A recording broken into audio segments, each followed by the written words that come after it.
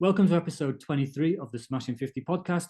And today I'm speaking with Body Sculptor Ben. That's not his real name, although it is a great name. And it's how you can find him on Instagram. He's a coach with, how many years have you been doing this for, Ben? I have been coaching now for 9 years as a coach, but I was also a tennis coach before that. So I've probably got about 16 years of coaching experience under my belt. He's a coach with 16 years under his belt, and he's the founder of the Unbreakable Man program. Another great name, Ben. Ben is 31. He's married. He's a father of 2 little kids.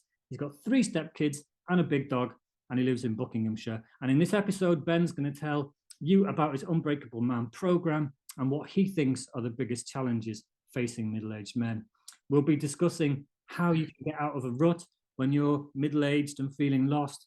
And plus, Ben will be giving us a bit of a breakdown on how calories work and a few other interesting insights. And I think you will have some great insights, having worked so closely with so many middle-aged men, Ben. Hopefully I can offer some valuable insights to your listeners. Great. So let's start off. If you can tell me about the Unbreakable Man program. What is it? How did it start? How does it work? And what results have you had so far?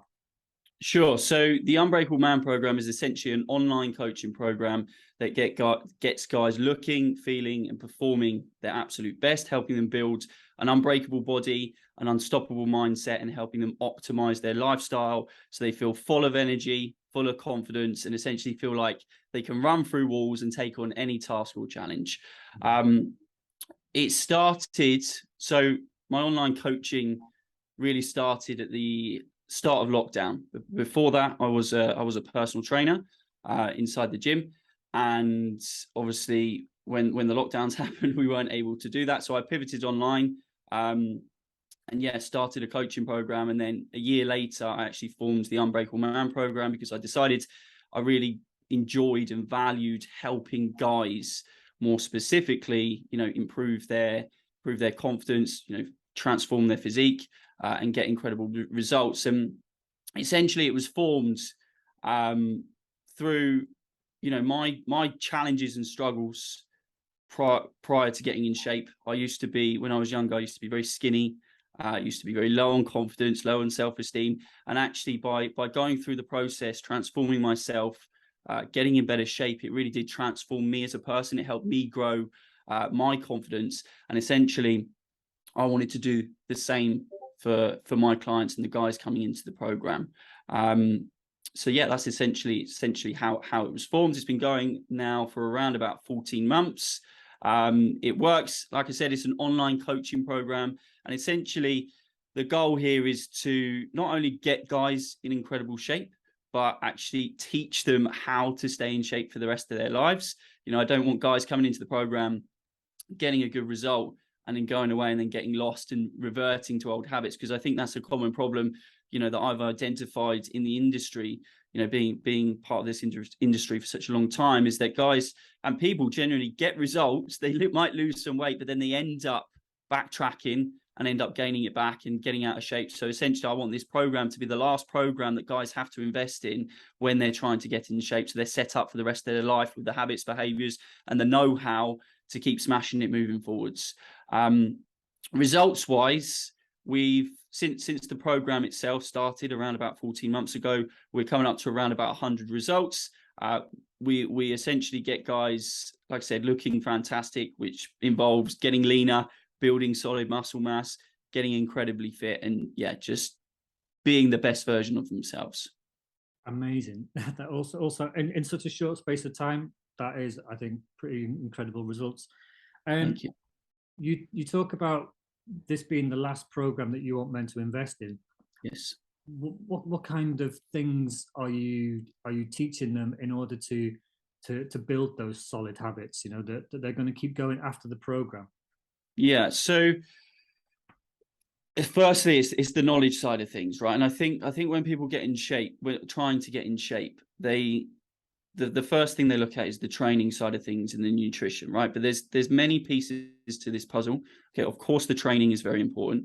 Nutrition is very, very important, as we know as well. Lifestyle and the mindset as well. All of these things sort of contribute to being able to get the best results possible. And also, doing this in a way that is going to complement your life, not complicate it. And I think sometimes guys try and take on too much too early. They go too extreme and they struggle to sustain it. So for me, it's building the habits into their life, which they can then sustain, and educating them through the process, not just spoon feeding them, right? Because that's another problem, is too often people sign up to a training plan or whatever.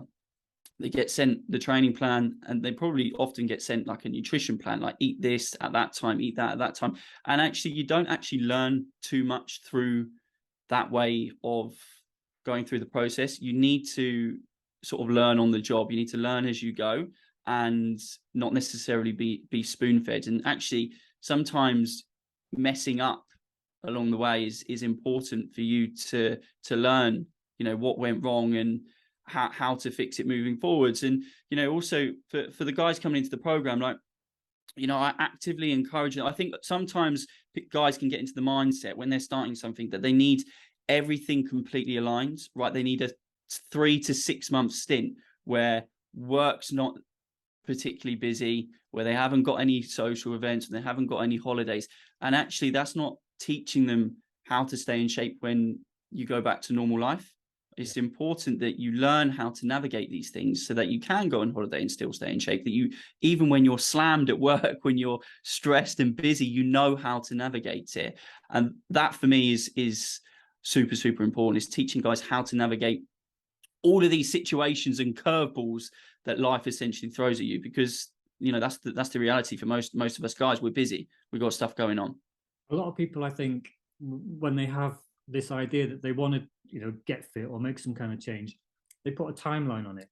They say, for the next X months, weeks, I'm going to do this. But it's not that, is it? I think it's good to have a challenge to get started. Yes. To learning and get in some kind of rhythm, but ultimately it is a lifestyle change, isn't it? Forever. 100%. I think this is the mindset shift that is really, really valuable. It's focusing on the process, not just the outcome. Because if you focus on the process, inevitably the results will take care of themselves. Okay, of course you want results in the short term. Of course you want milestones and targets to hit. But if you can get into the mindset of, right, if I can just focus on the process, okay, and keep putting one step in front of the other, eventually, I'm going to get to where I want to be. Okay, so that's actually one of the commandments of the coaching program, is to be process focused, not just outcome focused. Yeah. Does that make sense? Yeah, absolutely. And what kind of age range are you working with? Do you work with a lot of middle-aged men, or are you mainly working with the younger guys?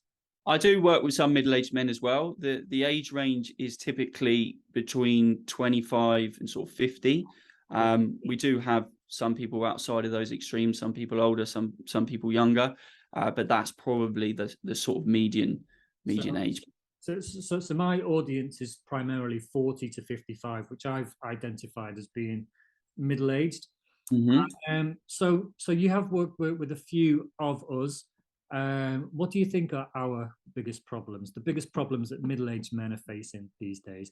I mean, for me, I think there's the time and energy thing, and the beer belly are the few kind of defining things. Yes. And perhaps feeling lost as well, stuck in a rut. Is that what you've seen as well?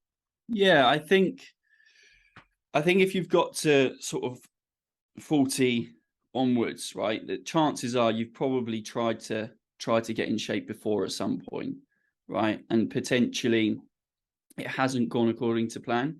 So inevitably there's potentially a bit of self-doubt, a bit of I didn't manage to stick to it before, and why should I try it again? So I think first of all, like, squashing that is important.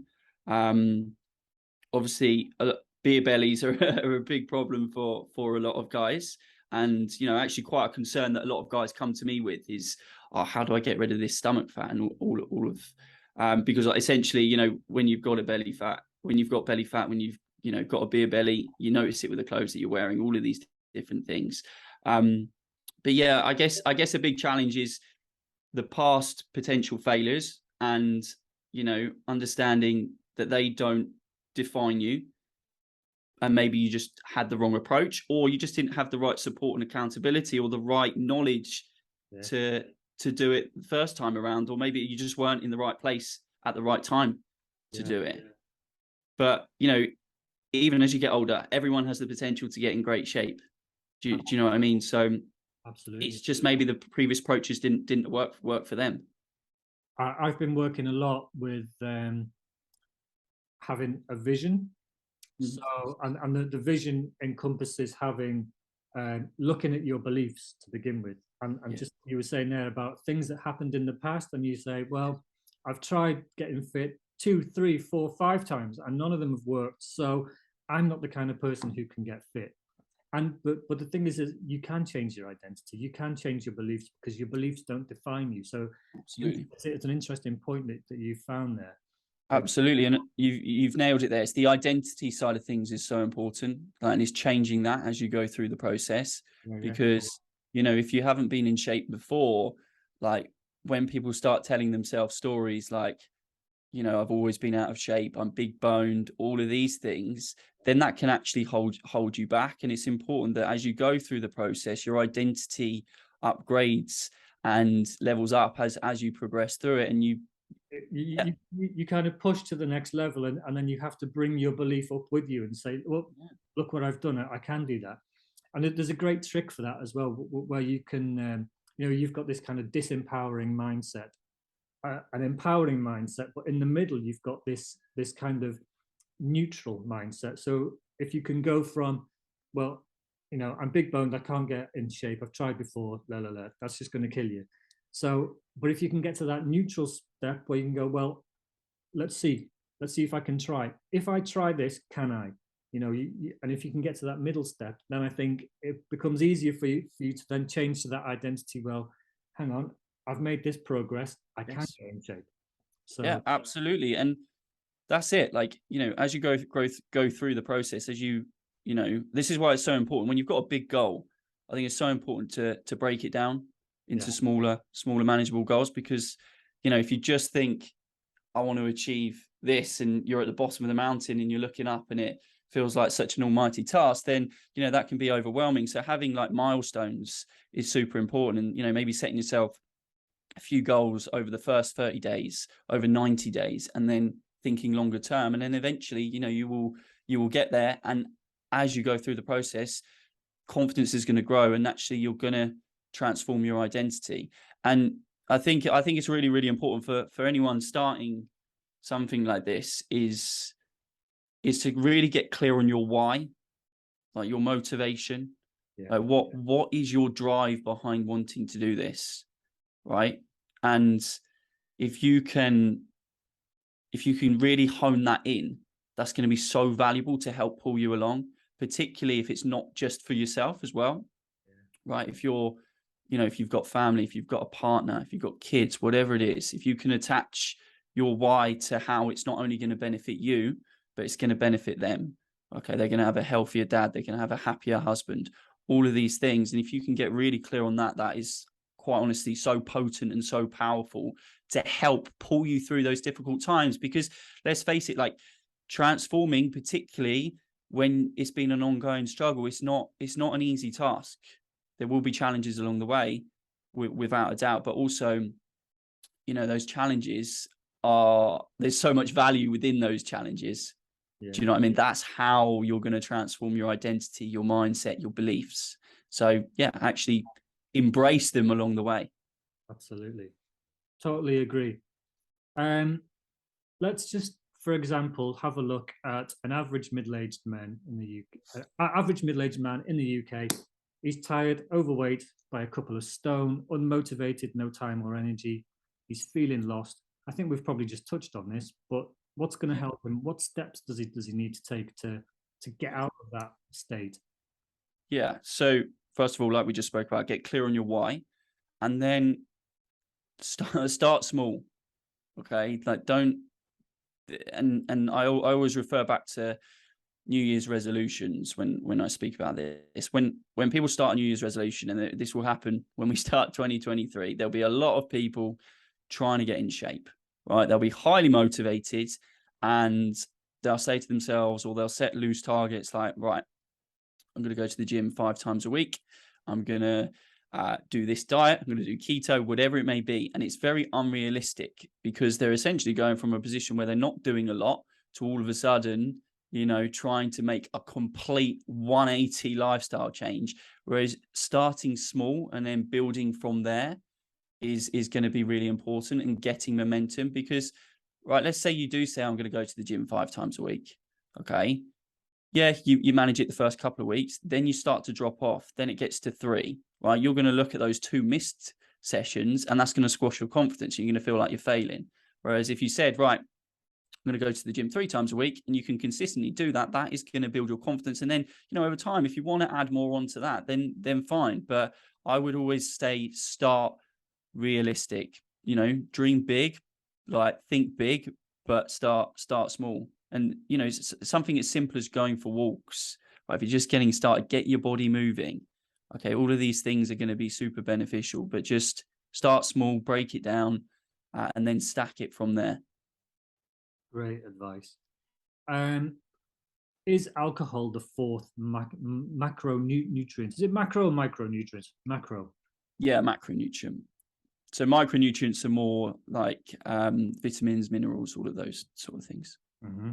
And so we've got protein, fat, and carbohydrate. Is alcohol the 4th? Yes. Yeah. Yes. And how can drinking alcohol? Personally, 3 years ago, I decided to quit alcohol completely. It was the best thing I ever did. So much more time and energy. Yeah. I don't think I'd be sitting here doing this podcast if I was still drinking alcohol. So how can drinking alcohol impede someone's progress, do you think? Well, first of all, a big problem with alcohol is it's very easy to consume a lot of calories through alcohol very, very quickly, right? Particularly as a guy, let's say you're drinking pints. I think what the average pint is probably between 200 and 300 calories. It's very easy to all of a sudden drink 5 or 6 pints, and then you're 1,000+ calories deep, and that's on top of the food that you're already eating. So that is a big problem, you know, initially. There's also the knock-on effect from drinking alcohol, right? If you're drinking alcohol, sometimes you're going to start craving certain foods, and then you're not going to feel as energetic the next day, which is going to mean you're probably going to turn to more foods which aren't as potentially nutritious or as lower in calories. And it can have a massive knock-on effect. And also, for me, it's the energy thing, right? If you're drinking the next day, I'm sure we can all relate to it. You just feel off. You feel sluggish. You feel slow. And I heard someone once say that, you know, drinking alcohol regularly is like playing life on hard mode, right? Which really resonated, because when you've had a particularly big drinking session, or not necessarily a big drinking session, even a couple of drinks, you can feel a little bit slow, a little bit dehydrated, a little bit lethargic after that. And it can just make everything a lot harder. Your motivation is going to drop, your energy is going to drop, and then your ability to then go to the gym, go for a walk is going to drop off, and you're just going to want to, you know, sit on the sofa more. Would it be true as well that, let's just say you had 5 pints, but you did find the motivation the next day to go to the gym? Would it be true that what you're burning off during that session the next day would be more the alcohol rather than actually burning, you know, so your session is going to be useless really, because you're just burning off what you consumed in the alcohol rather than making any progress? Is that right? Yeah, to some extent. Obviously you're going to be chasing your tail because you've consumed all of those excess calories. But yeah, also just the quality of your session's not going to be as good. Like, there's a reason, you know, athletes don't drink before matches and things like that, because it's gonna make it harder. Once again, you're not gonna be able to train as hard. You're gonna be dehydrated. Your head's gonna be a bit fuzzy. So that's gonna have a knock-on effect, which, you know, if your session's not as good, your ability to build muscle within that session and push as hard is gonna drop off as well. So drinking alcohol is life on hard mode. I love that. Yeah, I think that's a really good way of putting it. And, you know, I think I don't want to discourage because a lot of people drink alcohol and I drink alcohol. I'm not gonna lie. I like the occasional drink, but I think it's being mindful of when you drink it and understanding, how that is gonna impact you the following day, and just being cautious around that. Absolutely. Let's move on quickly. We've got some final shorter questions. Cardio or weights for weight loss? So I think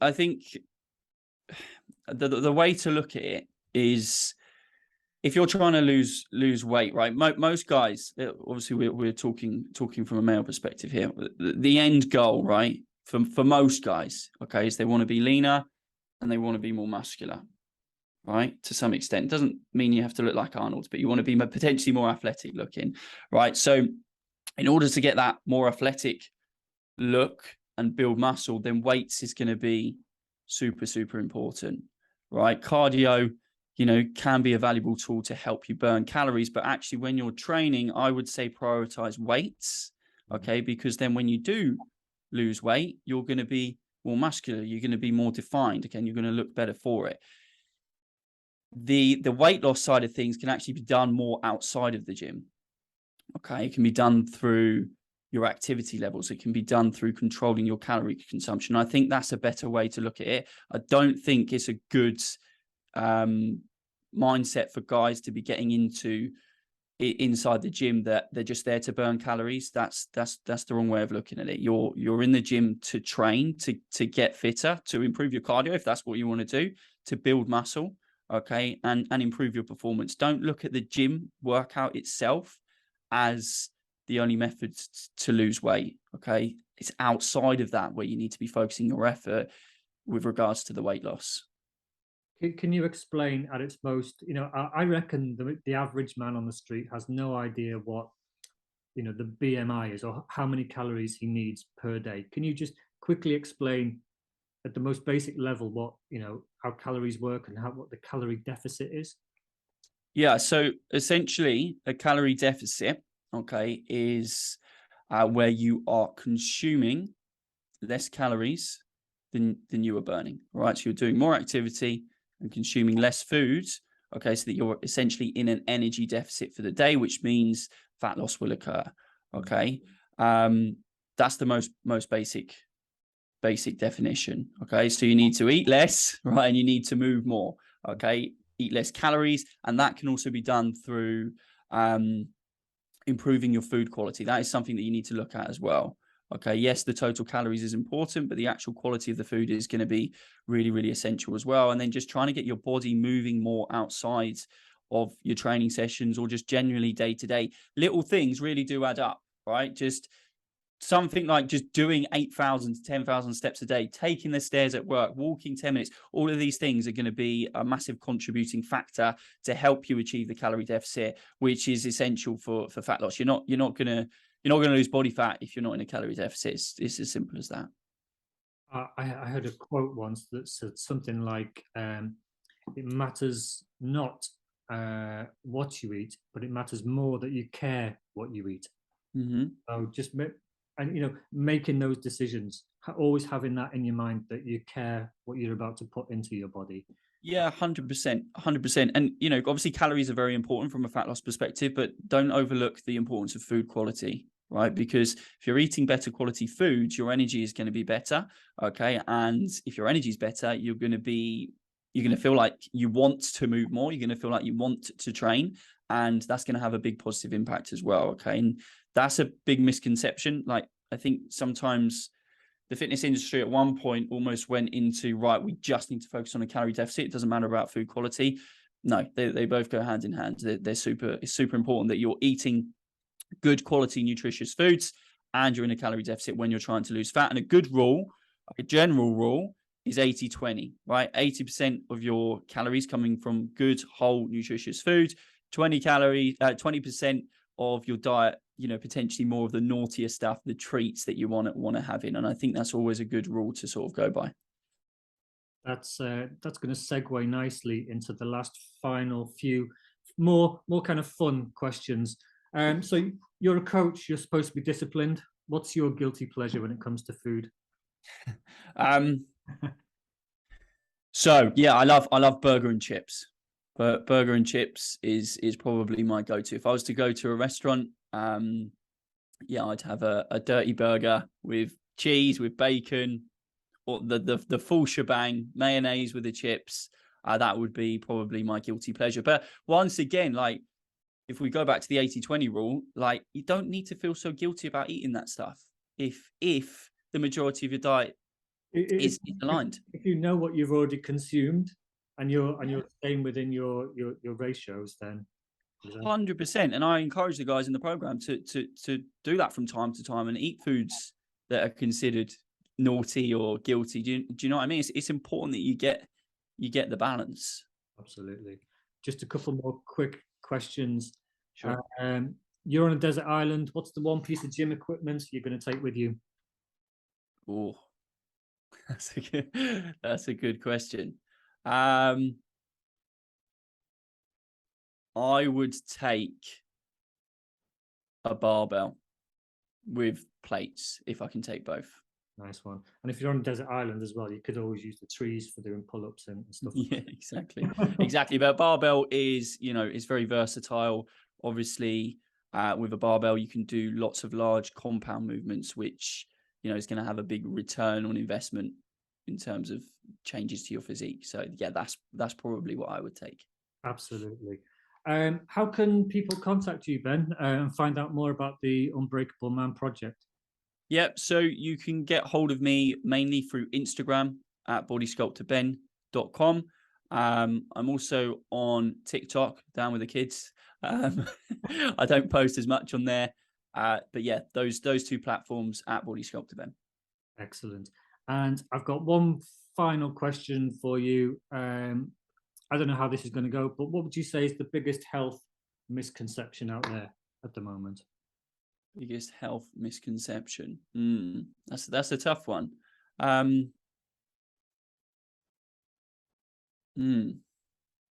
not too sure. What do you mean by misconception? As in, people say, well, it might be that everything's a calorie deficit, or yeah. I mean, okay, yeah. I think that is one, right? I think, like I said, there was a phase where every personal trainer was literally just talking about a calorie deficit, and I think overlooking a lot of other things as well. Of course, a calorie deficit is essential for fat loss, but don't overlook, food quality. All right. And especially these days, because, there's a lot going into our food that potentially we need to take a closer look at. Right. And, there's a reason why potentially society is now very much unhealthy, and things seem to be declining from a health perspective quite drastically. And it's not just due to the fact that we are more overweight than we have been, but actually the stuff potentially going into our foods, which we are then obviously consuming, is having a big impact. So I would say, maybe starting to look at that, and not just a calorie deficit. There's plenty more pillars to health, which is going to be really important for you to optimize your health. Excellent. So I think we're just about out of time. So thank you very much for joining me on this podcast. And I'm sure the listeners have got plenty of vital information out of that. Thanks very much. Thank you very much for having me.